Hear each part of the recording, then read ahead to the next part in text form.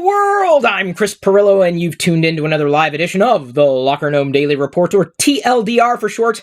I do this every single weekday, and you can get all of TLDR, not just once a week, just a part of TLDR once a week, really.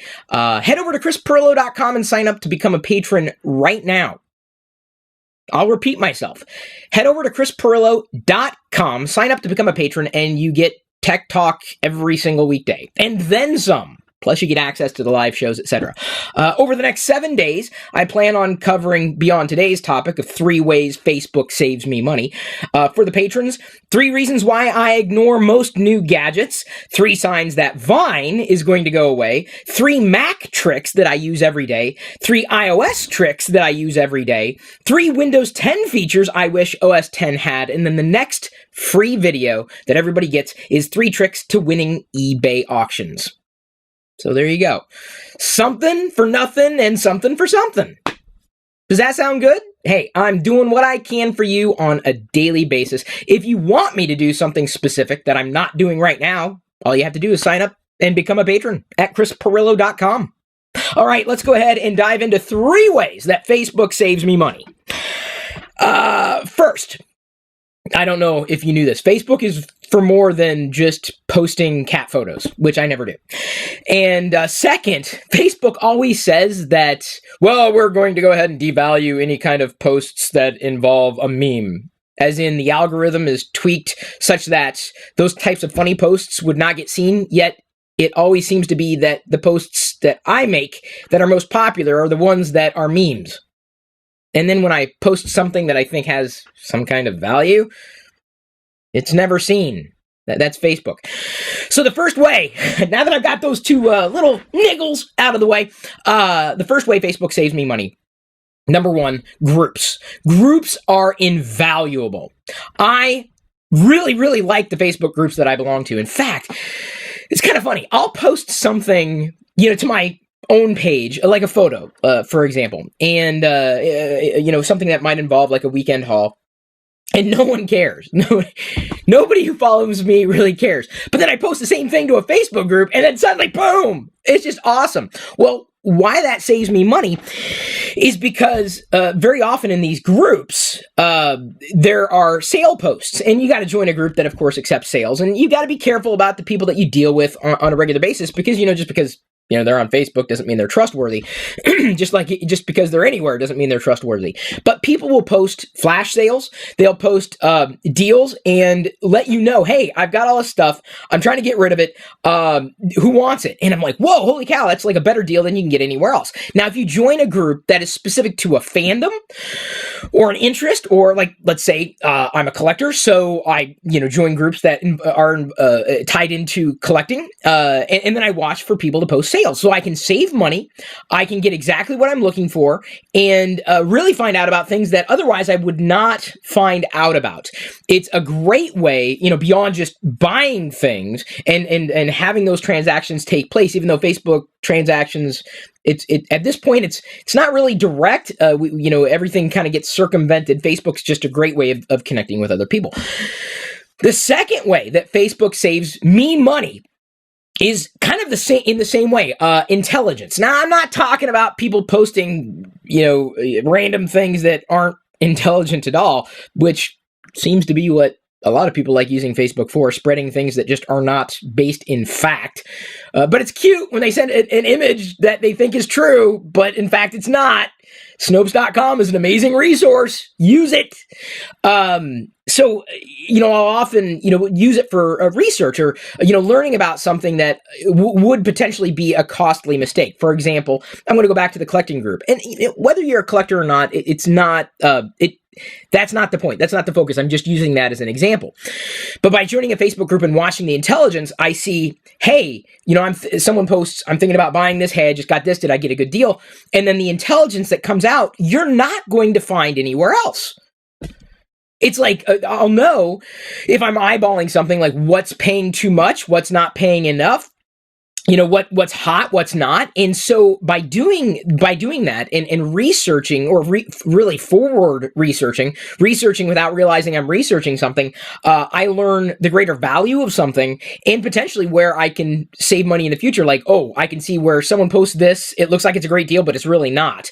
So by learning more and being armed with information, again, those Facebook groups, that was my first value of how I save money, or I guess the reason or way that I save money. The deeper value is by scraping that intelligence and learning and becoming more informed. Not just joining a group. Anybody can join a group. That's like, I signed up for a gym membership. That does not help you get more healthy.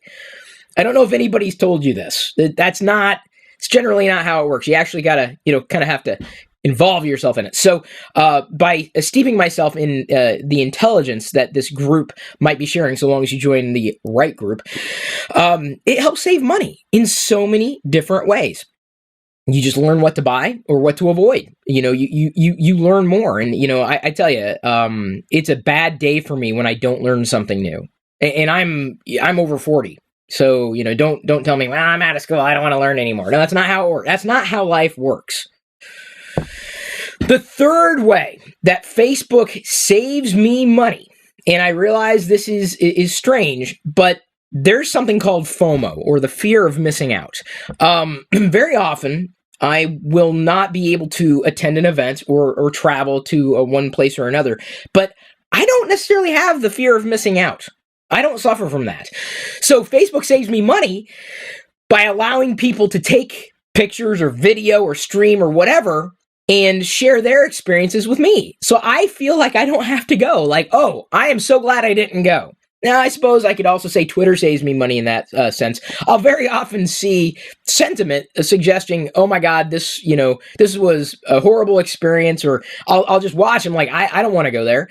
So believe it or not, I don't necessarily have the fear of missing out. Especially with the larger events. Like, the larger an event is, the less likely I'm going to want to go. There are exceptions to the rule. But if everybody's covering it and I'm able to follow it, why would I go? Like, there's nobody that's publishing an exclusive. I can just watch it online. I can read it online. I can experience it online. That saves me money. Otherwise, I'd go. Even if it's across town, I'll wait for somebody else to go. And then I'll look and I'll say, yeah, okay, I'm willing to go. Or, no, I think I saw everything I needed to see. I'm good. And again, there are exceptions to the rule. Even when it's in town.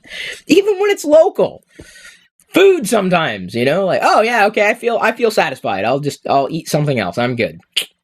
I don't have the fear of missing out. And someone would look at that and then think, hey, Chris, that is a major shortcoming.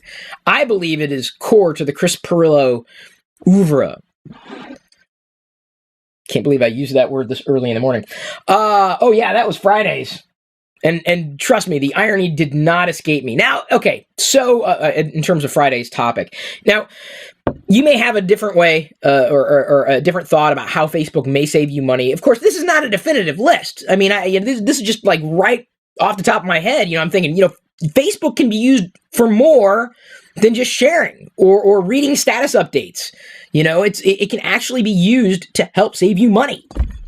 Oh, it's a fantastic resource.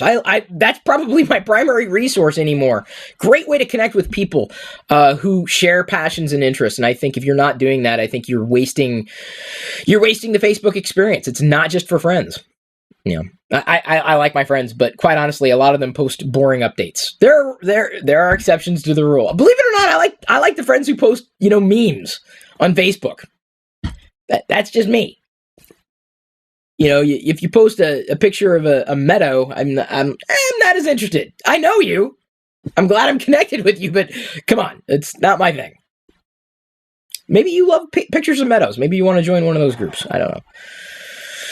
Okay, so maybe you have a different idea of how Facebook can save you money.